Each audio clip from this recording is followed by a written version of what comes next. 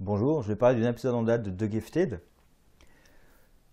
qui s'intéresse aux relations entre les personnages essentiellement et un petit peu développer donc le professeur Campbell, le docteur Campbell et l'agent Turner.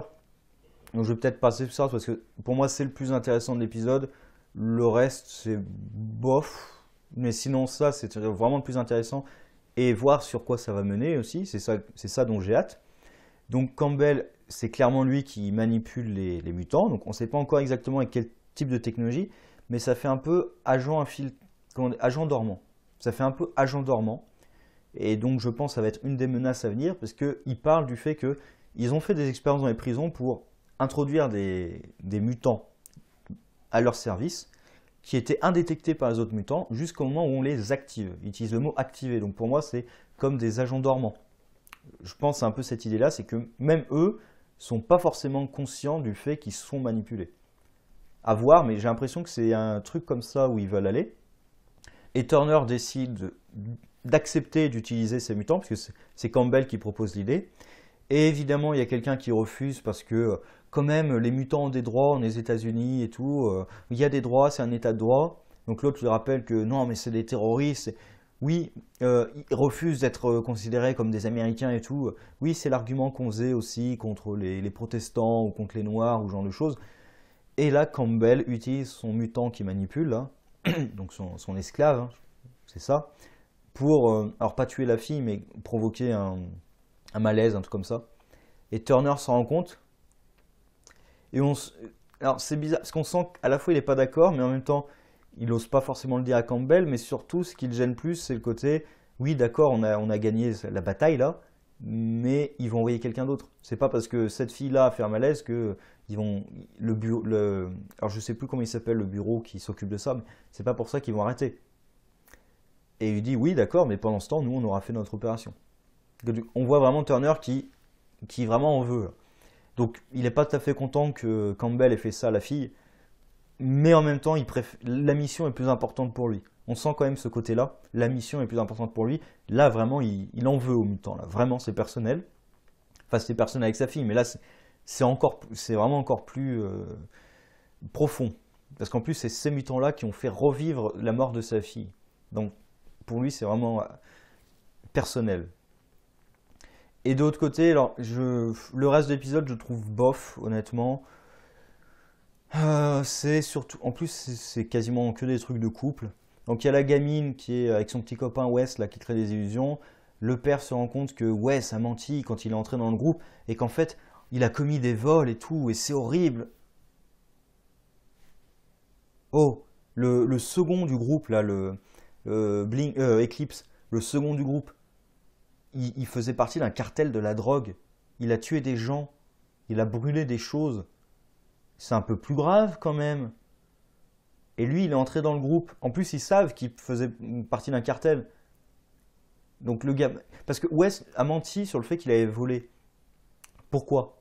Parce qu'en plus, il y a d'autres mutants qui ont dit tranquillement, enfin tranquillement, qui ont révélé sans trop de problèmes que oui, ils ont utilisé un pouvoir pour voler parce qu'il fallait manger, il fallait survivre. Pourquoi lui, il cacherait la vérité? Parce qu'en plus, même la fille qui s'occupe de ça dit il y a des crimes qu'on pardonne pas, genre le meurtre, le viol. Alors moi j'ai un problème parce que Eclipse a forcément tué dans le cartel, puisqu'il dit quand il est avec Carmen, je tue personne. Donc ça veut dire qu'il a forcément tué. Déjà on est sûr qu'il a torturé des gens, mais il a forcément tué des gens. Donc bah il y a quand même des crimes que vous pardonnez malgré tout, hein. Hein? Bon après le meurtre et le viol, oui c'est quand même. Parce que meurtre aussi ça peut être meurtre, ça peut être autodéfense.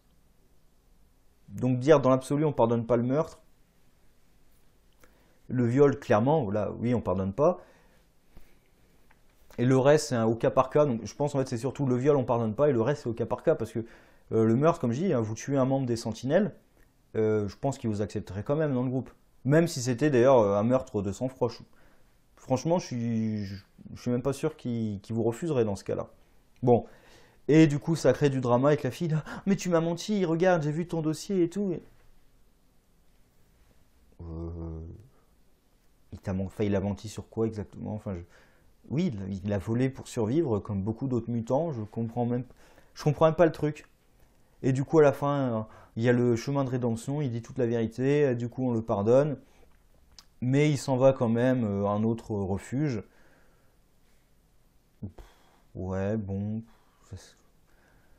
Si à la rigueur, ça sert à montrer que le père tient ses gamins, puisque au début, il a envie d'être le père un peu borné, un peu con, mais la mère le met sur le bon chemin et il décide d'aller en parler calmement avec sa fille plutôt que d'aller faire un scandale tout de suite. Et il a des propos plutôt logiques avec le gamin.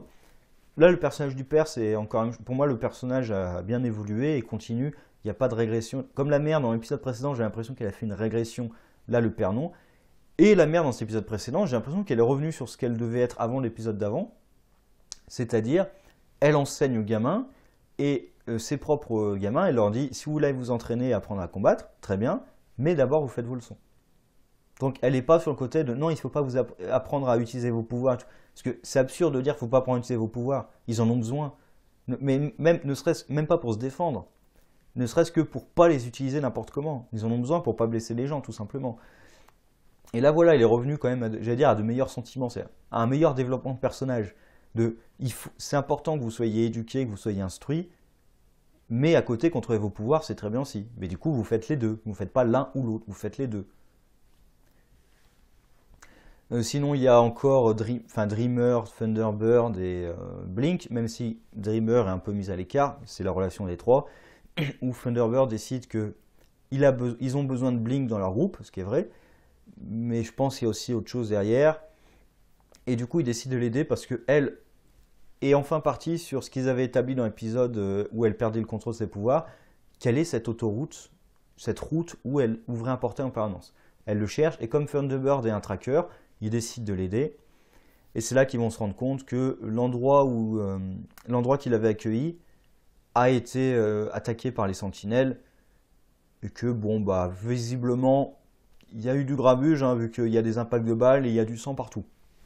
Donc, ce qui fait qu'elle en veut un petit peu aux sentinelles maintenant. Et elle décide de rejoindre le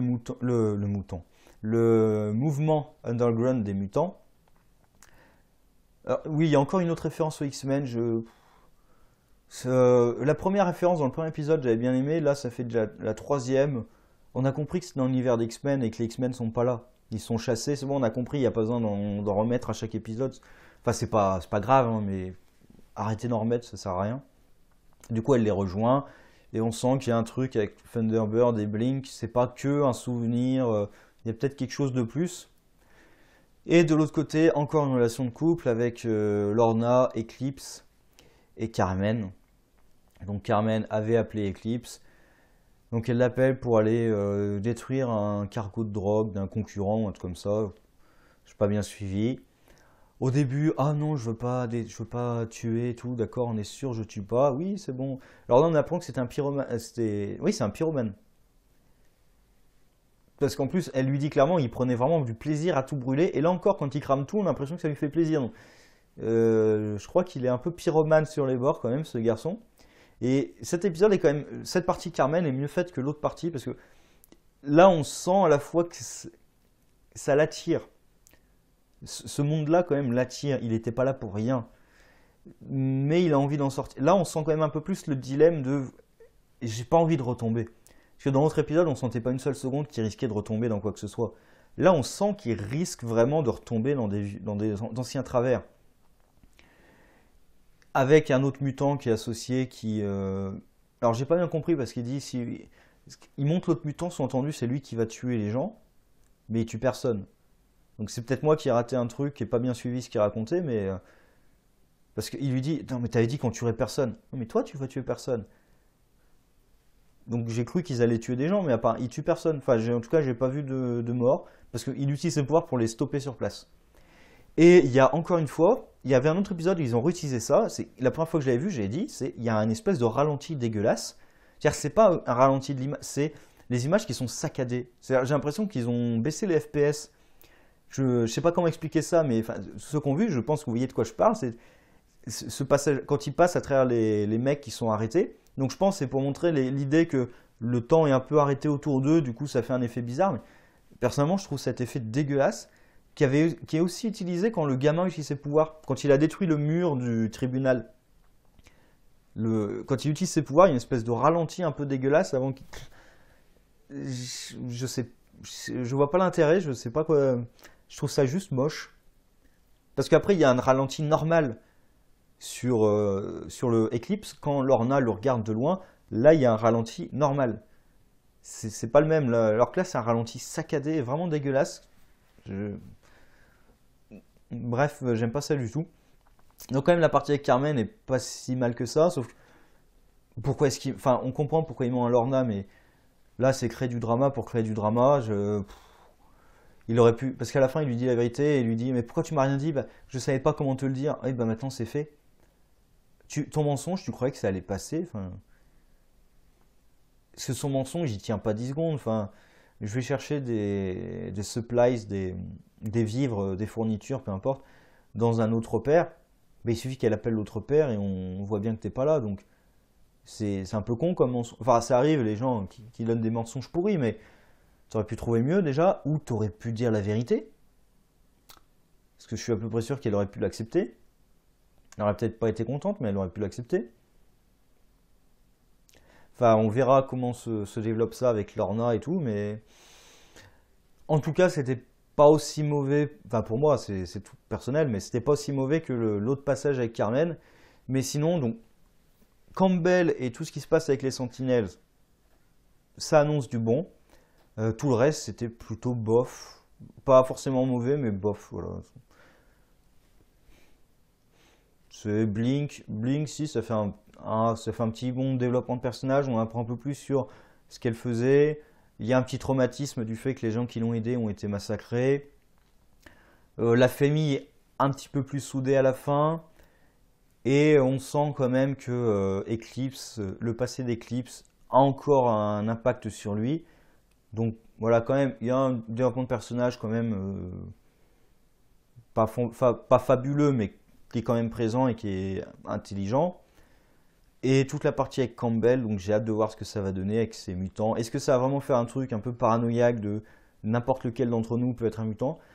Ce qui me fait penser un peu, je crois que c'était les Cylons dans Battlefield.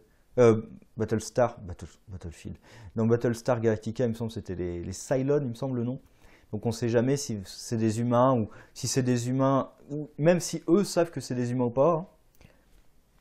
Donc ça pourrait être intéressant de si c'est vraiment des agents dormants qui savent même pas eux-mêmes qui sont contrôlés, on pourrait même dire que éventuellement il y en a déjà en place. Bon, apparemment non, ça c'est con parce que d'après ce qu'on nous montre, il est évident qu'il n'y a pas déjà de mutants en place. C'est-à-dire que là, tous les nouveaux mutants qui vont entrer dans le mouvement, on va les suspecter. Mais tous ceux qui y sont déjà, comme ils viennent de lancer leur opération, on sait que ceux qui s'y trouvent déjà ne peuvent pas être des agents infiltrés. C'est dommage, parce que ça aurait été intéressant que parmi ceux qui sont déjà dans le mouvement, il y ait des agents infiltrés. Mais du coup, le fait qu'il y ait des mutants agents dormants, ça pourrait remettre en question tout leur mouvement, puisque tous les mutants qui risquent d'aider, potentiellement, sont des menaces. Donc ça pourrait être intéressant et vraiment de questionner le truc de maintenant, vraiment, on se met en danger et on met en danger tous les autres à chaque fois qu'on aide quelqu'un. Parce qu'on ne peut pas savoir si c'est un mutant normal ou si c'est un mutant manipulé. Donc à voir. Donc épisode voilà, qui passe sans plus. J'attends la suite. Sur ce, au revoir.